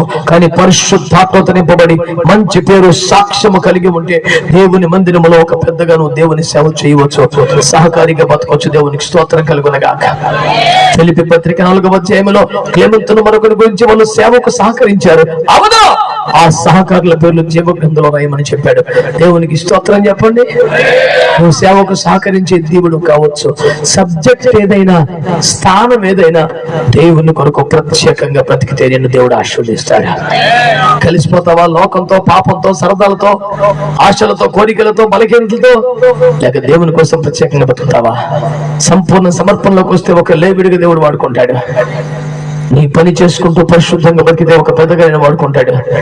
కనీసం పరిశుద్ధతను రక్షణను కాపాడుకుంటూ బతికితే ఒక సహకారిగా సాక్షిగా వాడుకుంటాడు. ఎక్కడ వాడబడాలన్నా, ఎక్కడ దీవించబడాలన్నా పరిశుద్ధ జీవితమే, ప్రత్యేకించబడ్డ జీవితమే, వేరుబోటు జీవితమే ఆధారం. ఇప్పటికైనా సాధారణ క్రైస్తవ జీవితాన్ని మాని, అలవాటైపోయిన జీవితాన్ని మాని, ఆచార సంబంధమైన క్రైస్తవ జీవితాన్ని మాని, దేవుని కొరకు ఒక రోషము కలిగిన, ఒక సమర్పణ కలిగిన, ఒక ప్రతిష్ట కలిగిన జీవితంలోకి వస్తావా? అట్టి సమర్పణలోకి వస్తావా? దేవుడిని దర్శించి దీవించును గాక. తనలో మంచి కళ్ళు మూసుకో. ఇంకా ఆరోగ్యం అంటే మోకాళ్ళై ఒక ప్రార్థన చేద్దాం.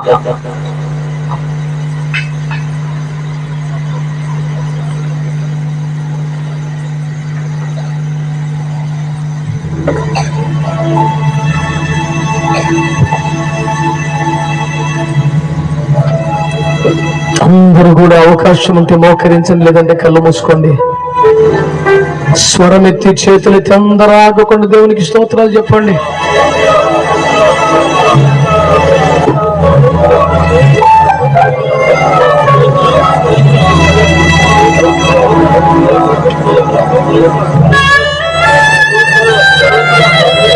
ఇంతమంది చేతులు లేచాయి కానీ స్వరాలే. మన మధ్యలో సంచరించుచున్న దేవుని స్వరమును విన్నారు కదా. దేవుని మాటకు లోపడవలసిన సమయం ఇది.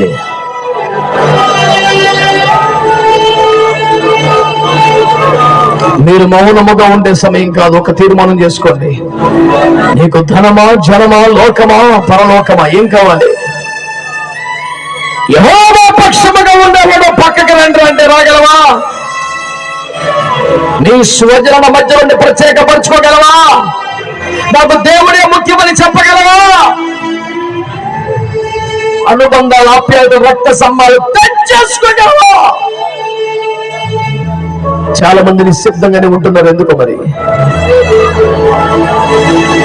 సంపూర్ణ సేవకు వస్తే లేవీడిగా వాడుకుంటాడు. నీ ఉద్యోగం, వ్యాపారం చేసుకుంటూ కూడా ప్రత్యేకంగా బతికితే ఒక పెద్దగా నిన్ను వాడుకుంటాడు. నీ బతుకుతో సహకరించగలిగితే నీ పేర్లు జీవగ్రంథంలో ప్రత్యేకంగా రాస్తాడు. చాలా మంది ఇంకా నిశ్శబ్దంగా ఉన్నారు. చాలా మంది ఇంకా నిశ్శబ్దంగా ఉన్నారు.